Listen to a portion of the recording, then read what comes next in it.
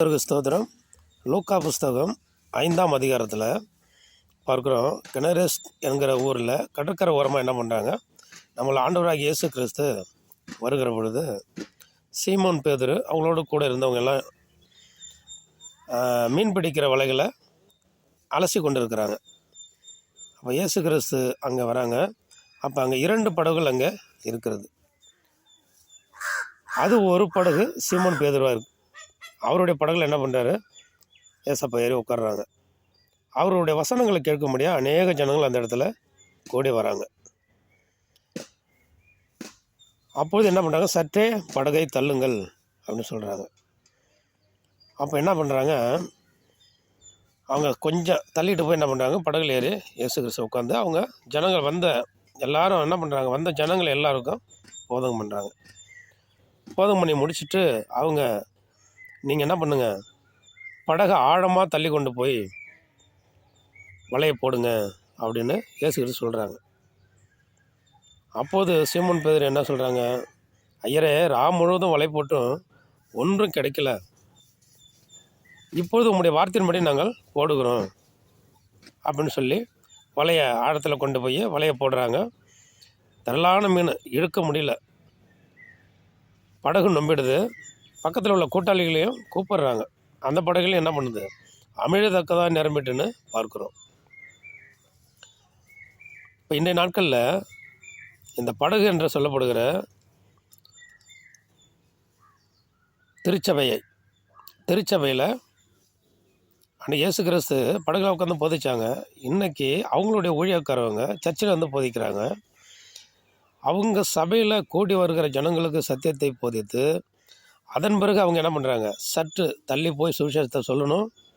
சற்று ஆழமாய் போய் நம்ம சுற்று வட்டார பகுதிகளில் அருகாமையில் இருக்கிற கிராமங்களில் கொஞ்சம் ஆழமாக கொஞ்சம் தூரமாக போய் ஜனங்களோடு கூட சுவிசேஷத்தை சொல்லணும். இப்போ நம்மள்ட்ட இருக்கிற வலை என்ன, அன்றைக்கி மீனை பிடிப்பதற்கு வலையை பயன்படுத்தினாங்க. இயேசு கிறிஸ்து ஆழத்தில் கொண்ட வலையை போடுங்க, திரளான மீன் பிடிக்க முடியாது, ஆண்டவர் உதவி செஞ்சாங்க. ஆண்டவருடைய வார்த்தையின்படி போட்டாங்க. இன்றைக்கி நம்மள்ட்ட இருக்கிற வலை என்ன, நம்ம ஆத்துமாக்களை மீன்களை எப்படி கடலில் பிடிக்கிறாங்களோ அதே போல் ஆத்துமாக்களை அறுவடை செய்யணுன்னு தான் இயேசு கிறிஸ்து விரும்புகிறாங்க.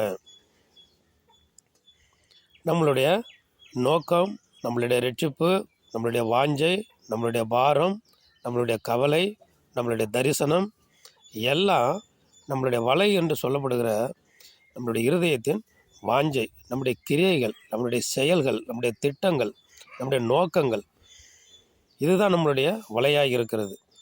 நம்ம தரிசனம் என்கிற அந்த வலையை, நம்பிக்கை என்கிற அந்த வலையை, ஆத்துமாக்களை ஆதாயம் செய்ய வேண்டும் என்கிற அந்த விருப்ப வாஞ்சை என்கிற அந்த வலையை ரட்சிக்கப்படாத இருக்கிற ஜனங்களிடத்தில் நம்மளுடைய தரிசனம் என்கிற பார்வையோடு கூட, தரிசனம் என்கிற ஜபத்தோடு கூட அந்த வலையை என்ன பண்ணணும், நம்ம விரிக்கணும்.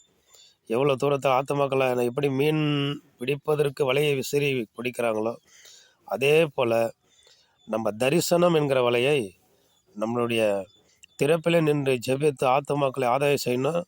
எப்படி போட்டில் அமிழத்தக்கதாக மீன் கிடைத்ததோ இயேசுவின் வார்த்தைப்படி நாமும் சபை வழியத்தக்கதாக இன்னும் அருகாமையில் இருக்கிற கிளை சபைகளிலும் நிரம்பி வழியத்தக்கதாக ஆத்துமாக்களை அறுவடை செய்கிறவர்களா நம்ம இருக்கணும். இப்போது மத்தேயு புஸ்தகம் 13ஆம் அதிகாரத்தில் சொல்லப்பட்டிருக்கு. 48, 49, 50ஆம் வசனம் வரல சொல்லப்பட்டிருக்கு. பரலோக ராஜ்யம் கடலிலே போடப்பட்ட வலைக்கு ஒப்பாய் இருக்கிறது. அது கடலிலே போடப்பட்டு சகல மீன்களையும் வாரிக்கொள்ளுகிற வலைக்கு ஒப்பாய் இருக்கிறது அப்படின்னு பார்க்குறோம். அப்போ நல்ல தேவையில்லாத மீன்கள் எரிந்து போடப்படுகிறது, நல்ல மீன்கள் கூடையிலே சேர்க்கப்படுகிறது அப்படின்னு பார்க்குறோம். அப்போ அந்த வலை என்று சொல்லப்படுகிற உலகத்தில் உள்ள சுவிசேஷம் சொல்லி, ஆண்டவருடைய ரட்சிப்பை சொல்லி, சாட்சி சொல்லி ஆத்துமக்களை ஆதாயம் பண்ணுகிறோம்.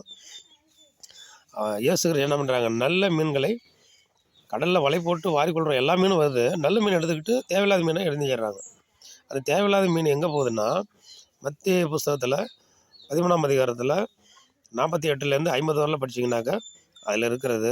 அது என்ன பண்ணுது, தேவையில்லாத அதை வந்து தூக்கி தூர வீசப்படுகிறது. அது அக்கினிக்கு தூக்கி எறியப்படுகிறது. அப்போ அது நரகம் அப்படிங்கிறத நம்ம அதை புரிஞ்சுக்கணும்.